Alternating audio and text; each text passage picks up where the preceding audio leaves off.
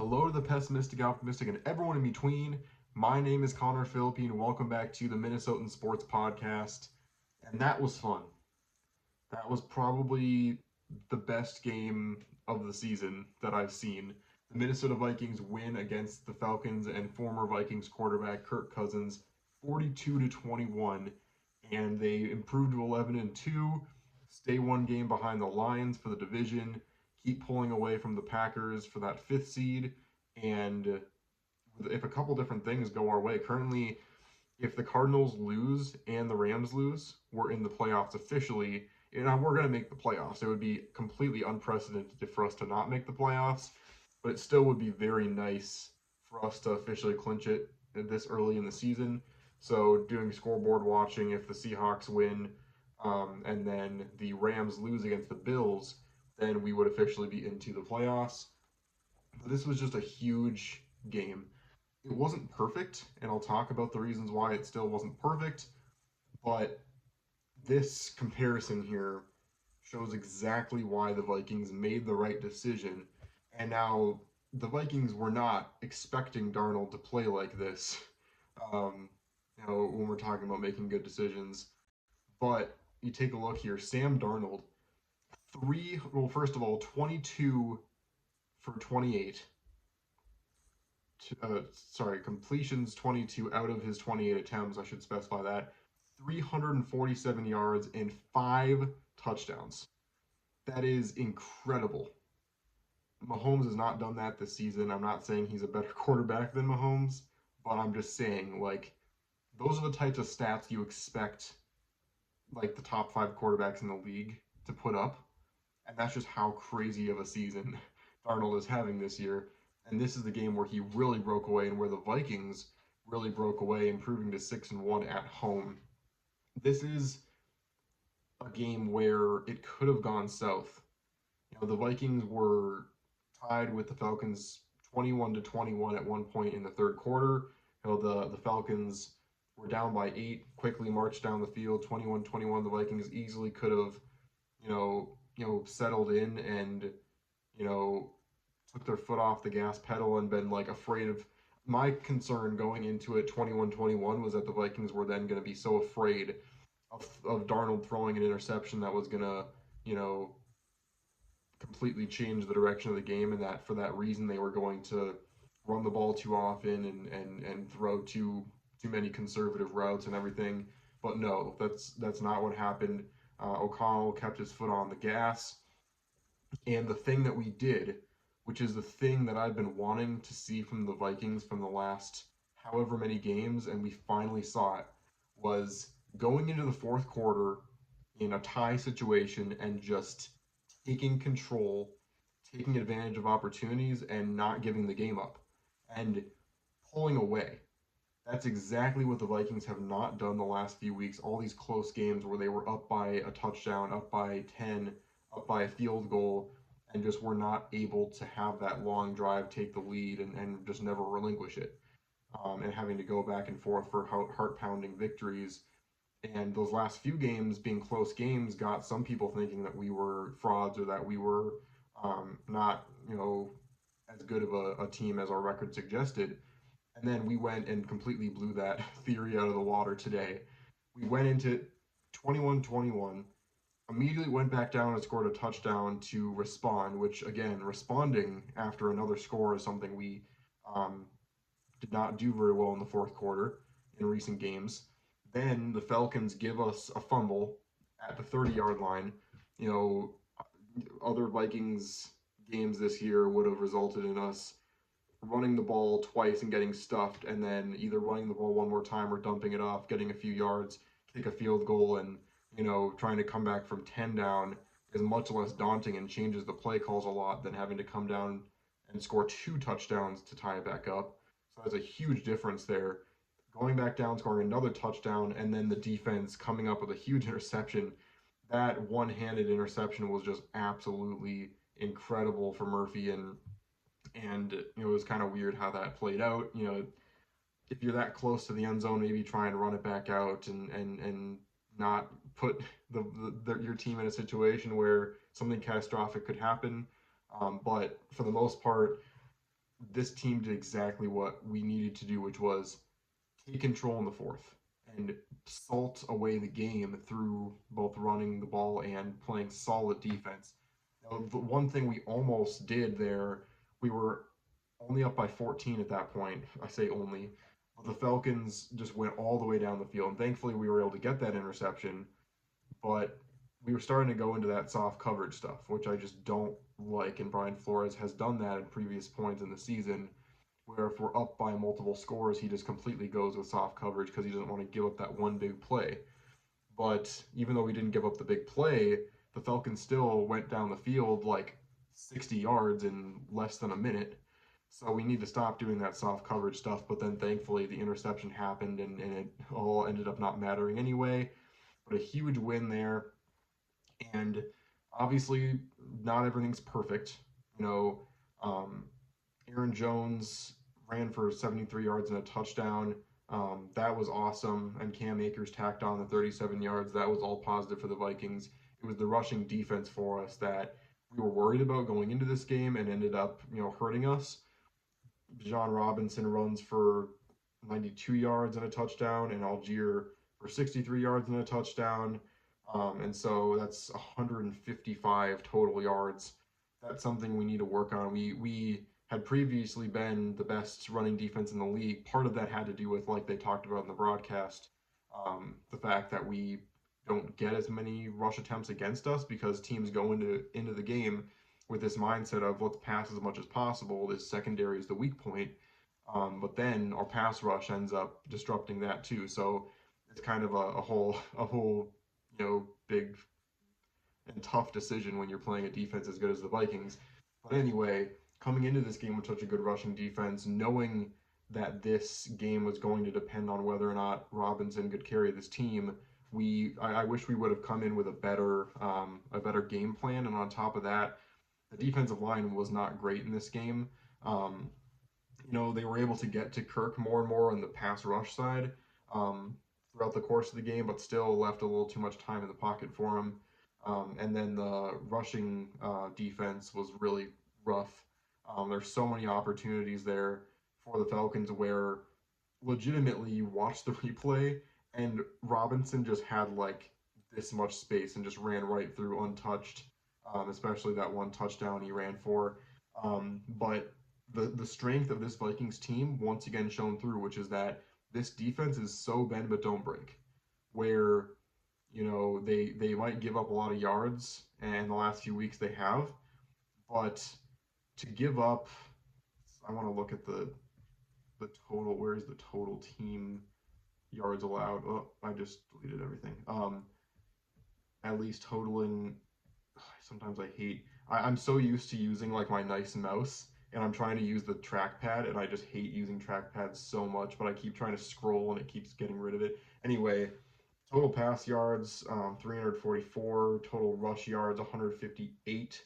So that's a total of 400, almost 500 total yards that the Vikings gave up. For them to give up that many yards and only give up 21 points, it is pretty impressive. Kirk still doesn't have a touchdown in however many games now, and threw two interceptions. Um, but it's just crazy how different the passer ratings were, considering the fact that Sam Darnold's getting paid what, a fifth of Kirk Cousins' contract this year, or maybe it's even less because it got front loaded.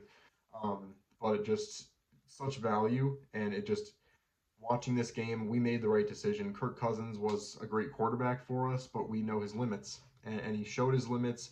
He's been showing his limits all season long, and he's even more limited with his injuries. And when you're a team that can run the ball as well as the Falcons, you combine that with the fact that you don't trust your quarterback um, past what he can do, it leads to you just having to rush Robinson as many times as possible in a game and just hope that that can get you a victory. But the Vikings offense was just absolutely on a bender and once again pulled away when it really mattered. And it was just such a great game.